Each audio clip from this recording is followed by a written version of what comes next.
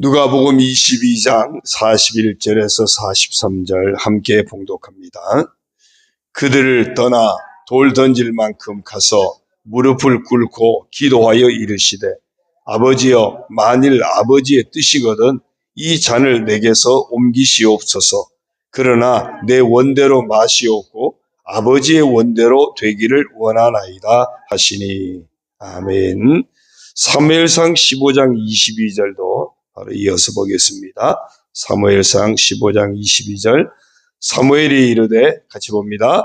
사무엘이 이르되 여호와께서 번제와 다른 제사를 그의 목소리를 청종하는 것을 좋아하심같이 좋아하시겠나이까? 순종이 제사보다 낫고 듣는 것이 순양의 기름보다 나으니. 아멘. 할렐루야. 오늘도 주님과 함께 하시는 복된 하루가 되시길 주님의 이름으로 축원합니다. 오늘 정체성 선포 성경 통독, 오늘 읽을 성경은 여호수아 19장에서 21장입니다. 21장 45절을 보면 여호와께서 이스라엘 족속에게 말씀하신 선한 말씀이 하나도 남음이 없이 다 응하였더라.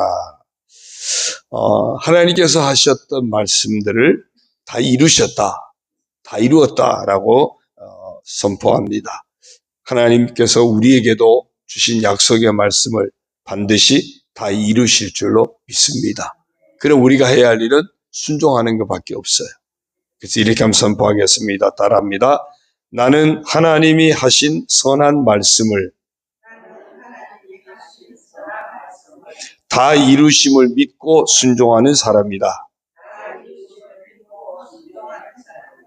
네. 사순절 예수 묵상 이번 주 주제는 닮아감입니다. 월요일에는 예수님의 헌신을 담게 되는 것을 묵상했고요. 어제는 예수님의 사역을 담게 됨을 묵상했습니다. 오늘은 예수님을 묵상하는 중에 예수님의 순종에 대해서 보게 되고 그 순종을 담게 되는 것을 묵상하려고 합니다. 오늘 정체성 선포와 통하는 것 같습니다. 먼저 첫 번째 읽었던 말씀을 보면 예수님이 잡히시던 날 밤, 아직 잡히시기는 전이죠. 겟세마네 동산에서 기도하는 장면을 보게 됩니다. 그 기도가 아주 피와 땀을 쏟는 간절한 기도였습니다. 인간으로서 예수님, 십자가에서 온몸이 지키는 고통을 당하고 물과 피를 다 쏟아야 되고 자신의 생명을 내주어야 하는 그 상황을 인간적인 면에서는 벗어나고 싶었을지도 모릅니다. 하지만 예수님은 이 고난의 잔을 피하고 싶은 당신 자신의 생각과 자신의 계획, 자신의 소망마저 하나님의 계획 앞에 다 내려놓으십니다. 그리고 자신을 십자가에 못 박혀 죽기까지 하면서 우리를 위해 다 내어놓으시는 순종의 길을 택하셨습니다. 사도 바울은 빌립보서 2장 6절부터 8절에서 예수님의 이런 헌신에 대해서 이렇게 증거합니다. 그는 근본 하나님의 본체시나 하나님과 동등됨을 취할 것으로 여기지 아니하시고 오히려 자기를 비워 종의 형체를 가지사 사람들과 같이 되셨고 사람의 모양으로 나타나사 자기를 낮추시고 죽기까지 복종하셨으니 곧 십자가에 죽으심이라.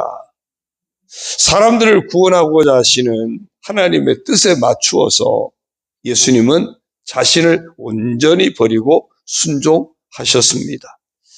그렇습니다. 예수님의 순종은 자신을 버리시는 순종이었습니다. 예수님의 순종은 아버지의 뜻을 아시기에 행했던 그런 순종이었습니다. 예수님의 순종은 아버지의 뜻을 아실 뿐만 아니라 온전히 실천하신 그런 순종이었습니다. 이렇게 예수님의 순종은 절대적인 것이었습니다. 하나님의 구원 사역을 감당하기 위해서도 예수님의 순종은 절대적인 것이었고요.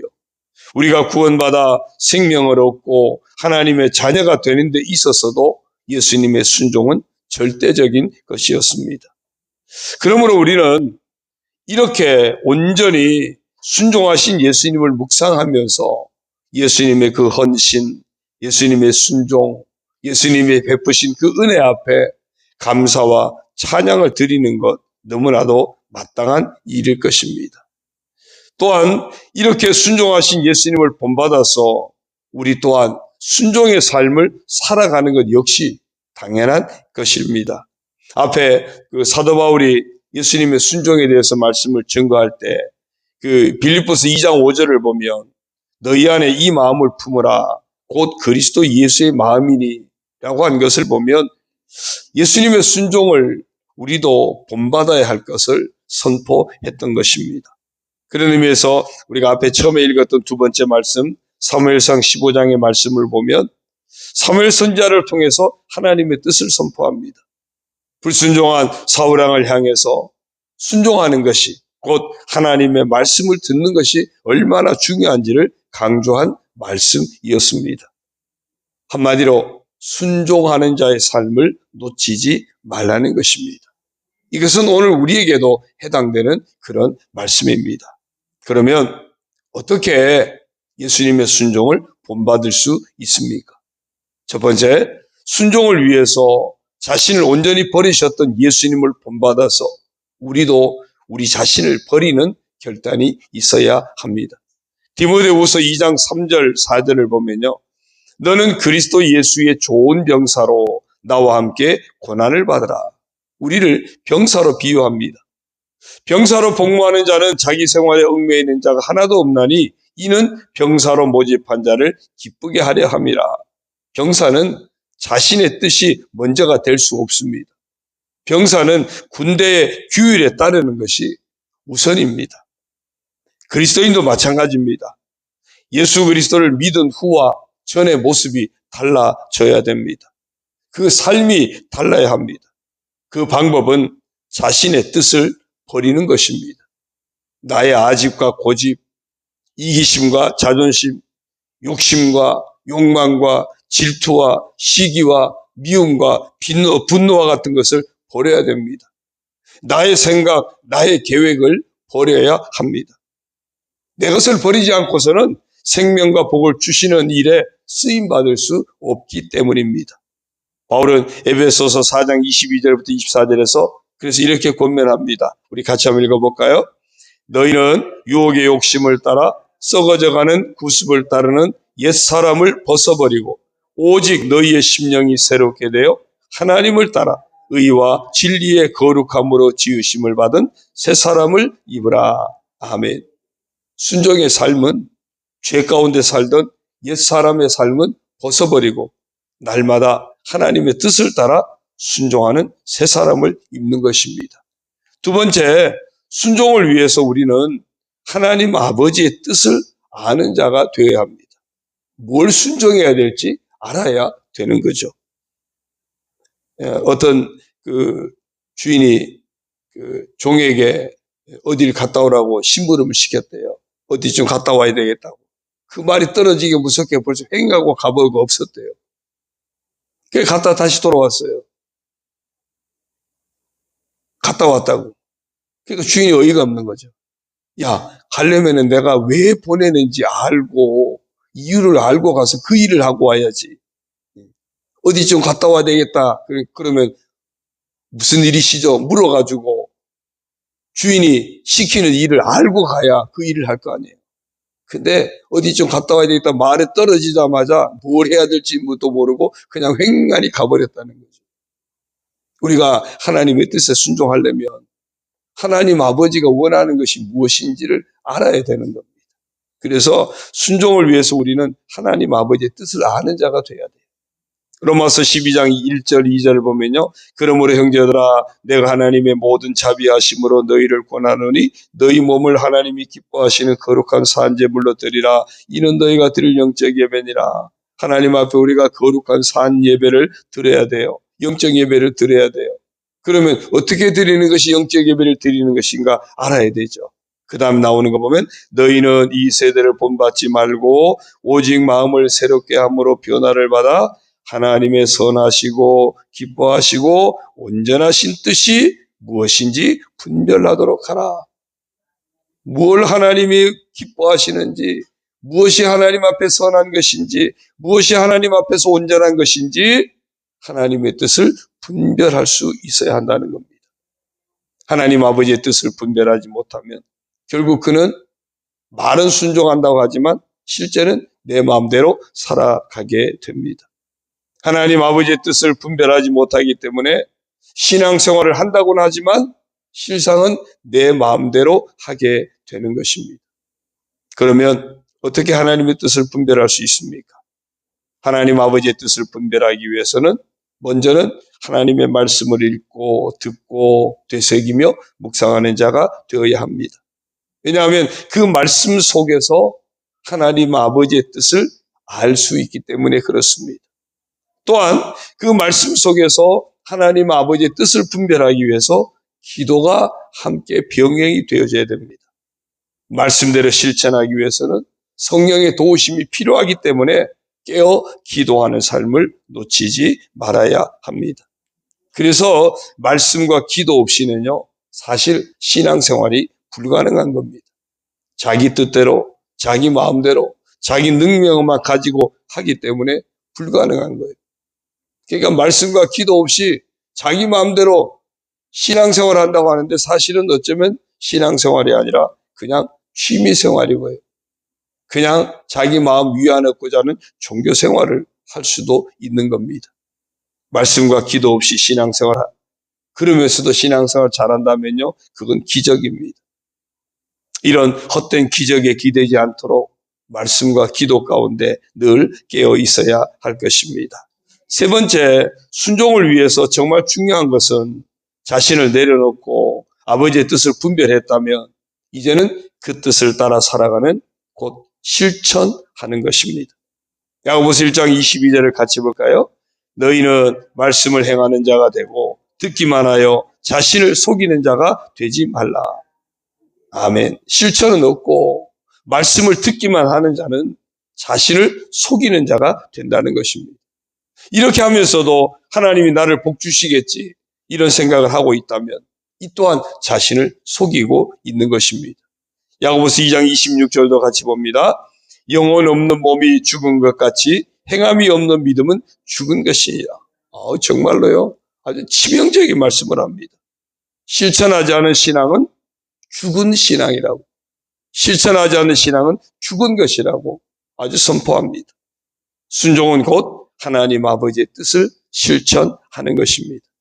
사랑하는 성도 여러분, 예수님을 묵상하는 중에 우리는 예수님의 순종을 보게 됩니다. 그 순종이 하나님의 뜻을 이루셨고 우리를 구원받아 살게 하셨습니다. 이제 우리도 이런 예수님의 순종을 본받아 순종하는 삶을 살아가야 합니다. 생명과 복을 주시길 원하시는 하나님 아버지의 뜻을 이루어드리고 우리 자신도 구원의 복을 누리고 이웃에게는 구원의 복을 증거하면서 살아가는 그런 복된 성도가 다 되시기를 주님의 이름으로 축원합니다. 우리 에베소서 4장 22절에서 24절 말씀 다시 한번 같이 읽고 기도하겠습니다.